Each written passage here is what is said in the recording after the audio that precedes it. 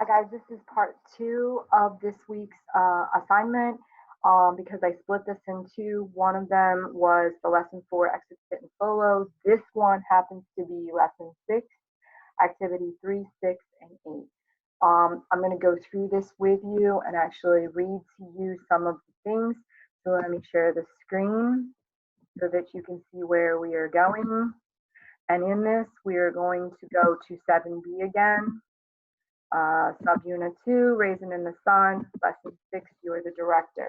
At that point, you're going to see all your tabs up here. Some of these are going to be a little bit different because mine is the teacher copy. We are going to go to activity tab 3, work out loud. We're only going to finish cards 1 and 3 on this. Okay, so let me read to you. This is scene 2. What we're honing in on this lesson are the emotions of the characters about receiving the check in the mail from the insurance for Big Walter dying. And there are three people in the room. It's Ruth, Mama, and Travis at the beginning of this scene.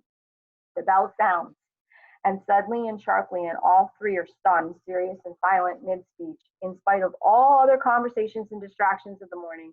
That is what they have been waiting for. Even Travis, who looks helplessly from his mother to his grandmother, Ruth is the first to come to life again and tells Travis, "Get down them steps, boy." Travis snaps to life and flies out to the mail.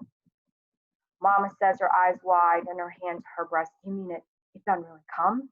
Ruth is excited. "Oh, Miss Lena." Mama collecting herself. "Well, I don't know what we all so excited about round here for. We know it was coming for months." Ruth says, "That's a whole lot different from having it come and being able to hold it in your hands. A piece of paper worth $10,000. Travis bursts back into the room. He holds the envelope high above his head like a little dancer. His face is radiant and he's breathless. He moves to his grandmother with sudden, slow ceremony and puts the envelope into her hands, and she accepts it and then merely holds it and looks at it. "Come on, open it. Lord, have mercy. I wish Walter Lee was here." Travis, "Open it, Grandmama." Mama says, staring at it. "Now you all be quiet. It's just a check." Ruth says, "Open it." Mama's still staring at it. "Don't act silly. We ain't never been no money. No people to act silly about no money." Ruth says swiftly, "We ain't never had them before. We've never had any before. Open it." Mama finally makes a good strong tear and pulls out the thin blue slice of paper and inspects it closely. The boy and his mother study it raptly over Mama's shoulders. Mama says, "Travis," counting up with some doubt, "that the right number of zeros?" Travis says, "Yes'm. $10,000. Golly, Grandmama, you rich." Mama, she holds the check away from her, still looking at it slowly. Her face sobers into a mask of unhappiness. $10,000. She hands it to Ruth. "Put it away somewhere, Ruth." She does not look at Ruth. Her eyes seem to be seeing something somewhere very far off. $10,000 they give you. $10,000. Travis to his mother. "What's the matter with Grandmama? Didn't she want to be rich?" Ruth distractedly says, "You go on out and play now, baby." Travis exits. Mama starts wiping dishes absently, humming intently to herself, and Ruth turns to her with kind exasperation. "You've gone and got yourself upset." Mama not looking at her. "I expect if it wasn't for you all, I'd just put that money away or give it to the church or something." "And what kind of talk is that? Mr. Younger would just be plain mad if he could hear you talk foolish like that." Mama stopping and staring off.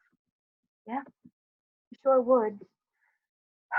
We got enough to do with that money, all right."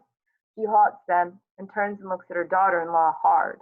Ruth avoids her eyes, and Mama wipes her hands with finality and starts to speak firmly. "Where'd you go today, girl?" "To the doctor," Ruth said. Mama impatiently says, "Now, Ruth, you know better than that. Old Dr. Jones is strange enough in his way, but there ain't nothing about him make somebody slip and call him she like you done this morning." "Well, that's what happened. My tongue slipped," Ruth said. Mama, "You want to see that woman, didn't you?" Ruth defensively giving herself away. "What woman you talking about?" Mama angrily, "That woman who—" Walter enters in great excitement. Walter says, "Did it come?" Mama quietly, Can't you give people a Christian greeting before you start asking about money? Walter to Ruth. Did it come?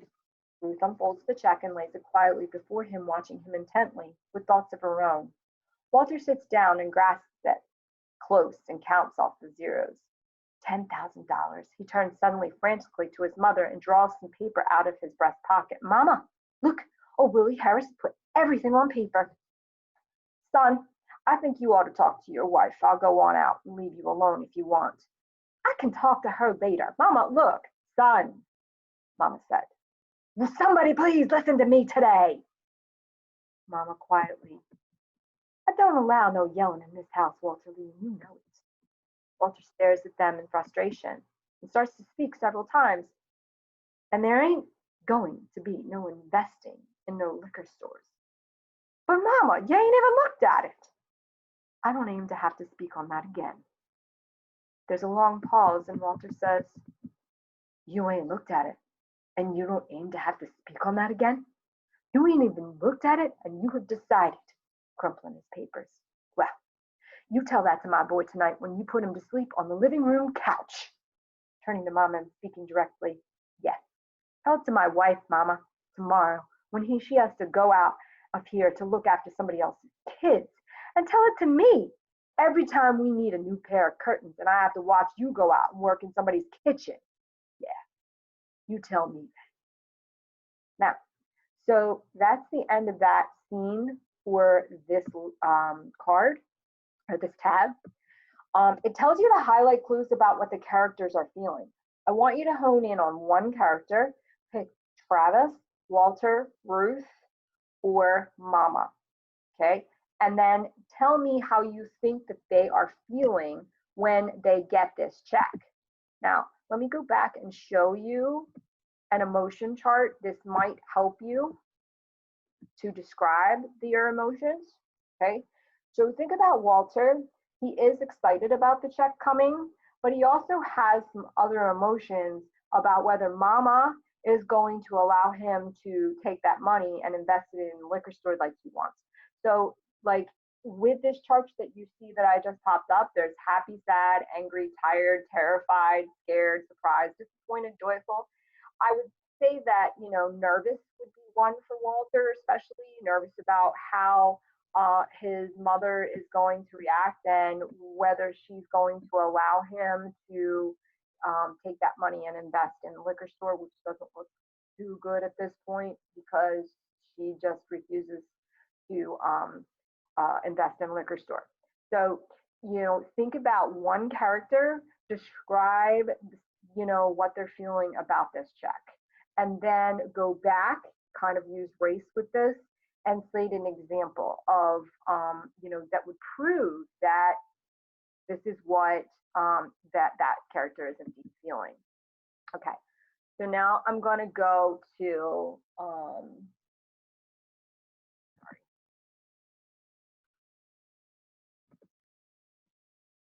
let me go out of here again.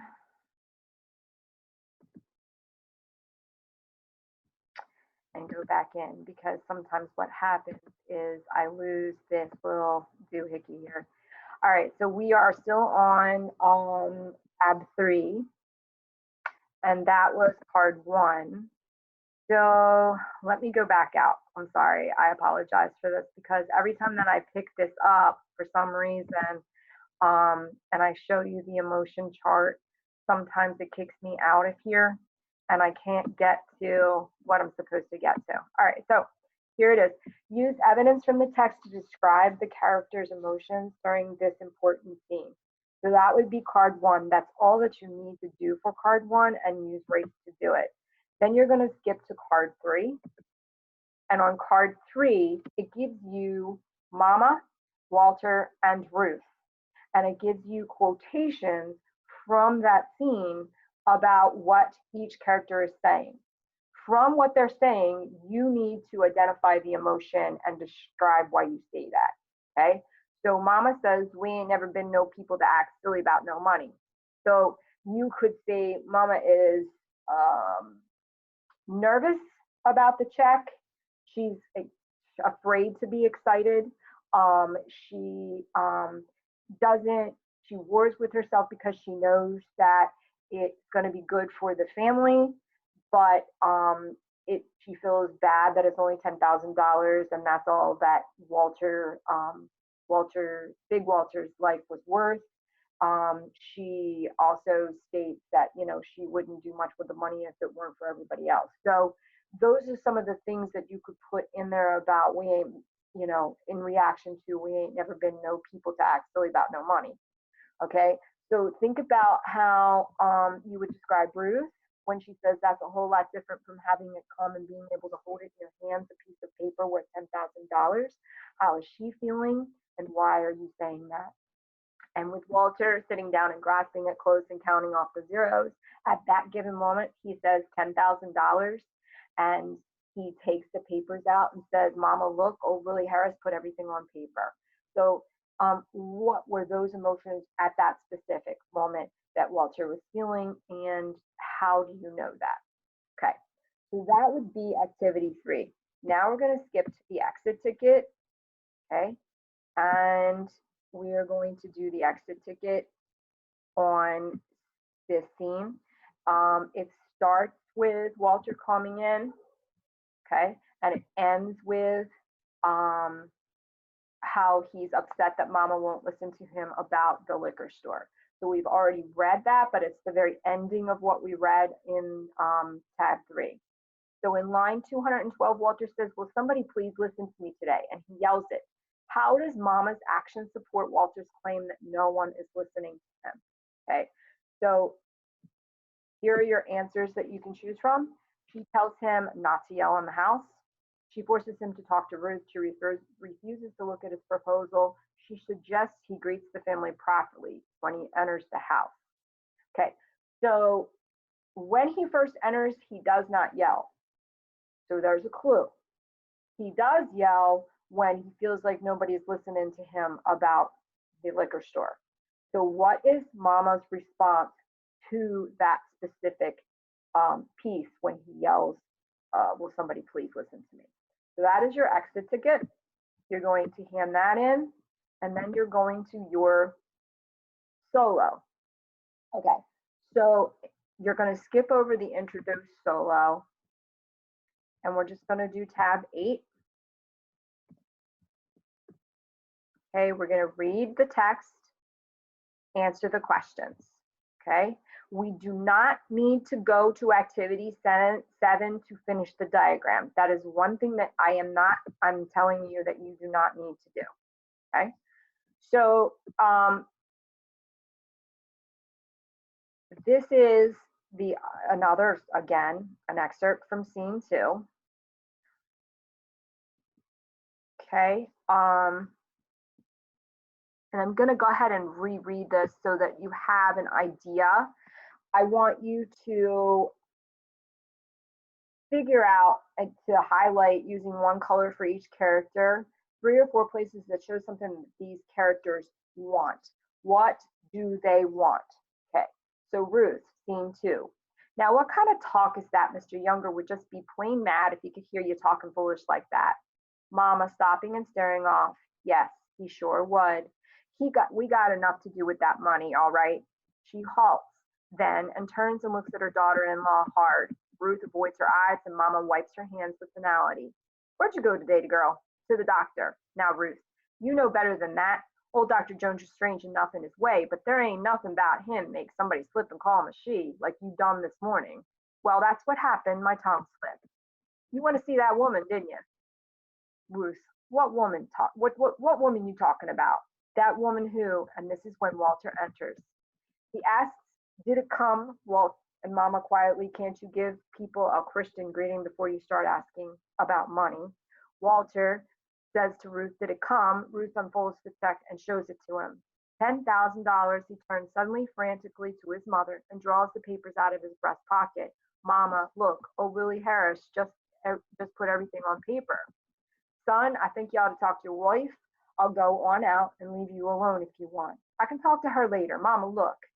Son, Mama says. Will somebody please listen to me today? Mama quietly says, I don't allow no yelling in this house, Walter Lee, and you know it. Walter stares at them in frustration and starts to speak several times, and there ain't going to be no investing in no liquor store. I, but Mama, you ain't even looked at it. Mama, I don't aim to have to speak on it again. There's a long pause, and Walter says, you ain't looked at it, and you don't aim to have to speak on that again? You ain't even looked at it, and you have decided, crumpling the papers. Well, you tell that to my boy tonight when you put him to sleep on the living room couch. Turning to Mama and speaking directly. Yeah, tell it to my wife, Mama, tomorrow when she has to go out of here to look after somebody else's kids. And tell it to me, Mama, every time we need a new pair of curtains and I have to watch you go out and work in somebody's kitchen. Yeah, you tell me then. Walter starts out. Ruth says, where are you going? I'm going out. Where? Ruth says. Just out of this house somewhere. Ruth, getting her coat. I'll come too. I don't want you to come. I got something to talk to you about, Walter. That's too bad, Walter says. Mama still quietly. Walter Lee? She waits and he finally turns and looks at her. Sit down. Walter says, I'm a grown man, Mama. Ain't nobody said you wasn't grown, but you still in my house and in my presence. And as long as you are, you'll talk to your wife civil. Now sit down. Ruth suddenly, oh, let him go on and drink himself to death. He makes me sick to my stomach. She flings her coat against him and exits to the bedroom. Walter violently flinging the coat after her. And you turn mine too, baby. The door slams behind her. That was my biggest mistake. Mama, still quietly. Walter, what is the matter with you? Matter with me? Ain't nothing the matter with me. Yes, there is.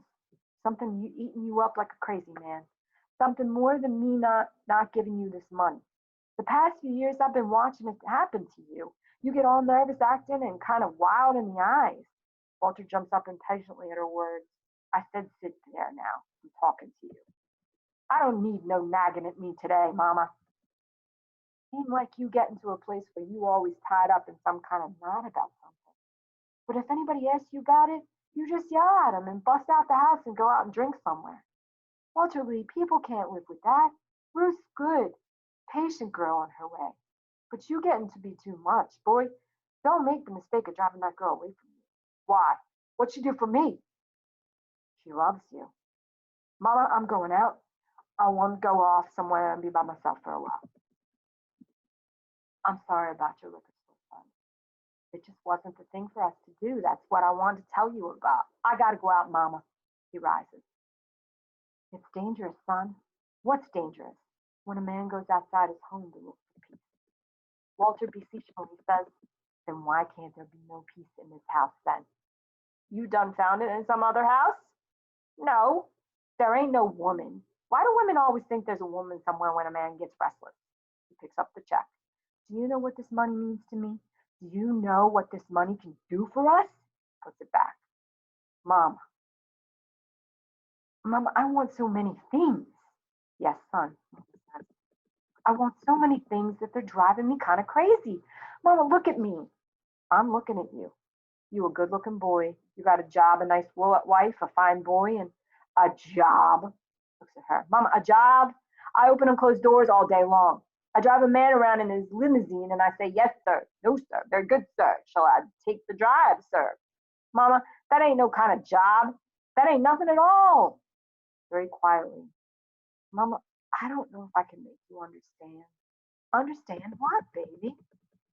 Quietly, Walter says, sometimes it's like I can see the future stretch out in front of me, just plain as day. The future, Mama, hanging over there at the edge of my days, just waiting for me. A big, looming blank space full of nothing, just waiting for me. But it don't have to be. He pauses, kneeling beside her chair. Mama, sometimes when I'm downtown and I pass them cool, quiet-looking restaurants, when them white boys are sitting back and talking about things, sitting there turning deals worth millions of dollars. Sometimes I see these guys and they don't look much older than me. Son, how come you talk about so much about money? Walter, with immense passion. Because it's life, Mama. Mama quietly. Oh, so now it's life. Money is life. Once upon a time, freedom used to be life. Now it's money. I guess the world really do change. No, Walter says. It's always been money, Mama. We just didn't know about it. No, Mama says. Son, something's changed. She looks at him. You something new, boy. In my time, we was worried about not being lynched and getting to the north if we could, and how to stay alive and still have a pinch of dignity too. Now here come you and Benita talking about things we ain't never even thought about, hardly. Me and your daddy. You ain't satisfied or proud of nothing we done. I mean that you had a home, that we kept you out of trouble till you was grown, that you don't have to ride to work on the back of nobody's streetcar. You, my children. But how different we done become. Walter, a long beat, he pats her hand and gets up. You just don't understand, Mama. You just don't understand. Son, Mama says, do you know your wife is expecting another baby? Walter stands, stunned, and absorbs what his mother has said. That's what she wanted to talk to you about. Walter sinks down in the chair. This ain't for me to be telling, but you ought to know. I think Ruth's thinking about getting rid of that child. Walter, slowly. No, no, Ruth wouldn't do that. When the world gets ugly enough, a woman will do anything for her family, the part that's already living. You don't know Ruth, Mama, if you think she would do that. Ruth opens the bedroom door and stands there a little limp. Ruth, beaten down. Yes, I would too, Walter. I gave her a $5 down payment. There's total silence as the man stares at his wife and the mother stares at her son. Mama says, well, son, I'm waiting to hear you say something. I'm waiting to hear how you be your father's son, be the man he was. Pause. The silence shouts. Your wife says she going to destroy your child, and I'm waiting to hear you talk like him and say we are people who give children life, not who destroys them. She rises. I'm waiting to see you stand up and look like your daddy and say we done give up one baby to poverty and that we ain't going to give up marry another one. I'm waiting. Ruth, Walter said. You can say nothing. Okay, so you're going to highlight for each character 3 or 4 places that show something that these characters want. Go to card 5. Card 5. Okay, so order number 3. Mama has her opinions about things concerning Walter. Determine which statements are true, false. What about Mama? What Mama thinks, okay? Walter should be more appreciative of Ruth. True or false? Walter is ready to start a business. True or false? Walter should be happier with what he has. True or false? Walter could be more ambitious. True or false? And Walter is less hardworking than other men his age. So you need to figure out how Mama thinks about these statements and then fill that in true or false. Go to card 6. This question has 2 parts. Okay, how does Walter think money will make him feel? Okay, and this is not the correct one that's highlighted. Is it, will he feel more educated, less guilty, more important, or less misunderstood? Okay, which quote best supports the answer? I want so many things that they are driving me kind of crazy because it is life, Mama. I pass them cool, quiet, light looking restaurants where them white boys are sitting back and talking about things, sitting there turning deals worth millions of dollars. Or you just don't understand, Mama. You just don't understand. Okay, so let's go back to the first one. It says, how does Walter think money will make him feel? Basically, it's more important. So from that, which one of these quotes, okay, best supports how he's trying to describe how it's going to make him feel more important? Fill that out and go to card 6. On card 6, the solo, sorry. I guess I am already on card 6, sorry. We're on card 7, okay. Which character do you feel most sympathy for during this scene, and explain your answer? For this question, you need to use race. Restate, answer the question, cite evidence, and explain, okay? So all of those things have to be in that answer. I feel most sympathy for. So you can put in, I feel most sympathy for, and then fill in the characters. You feel most sympathy for Walter, for Ruth, for Mama, for Travis in this scene. It would probably be Ruth, Mama, or Walter. So just those three. Okay. So then you would pick that character. Okay. And then tell me why by citing examples that you feel the most sympathy for that character. So that's basically it. When you're finished with your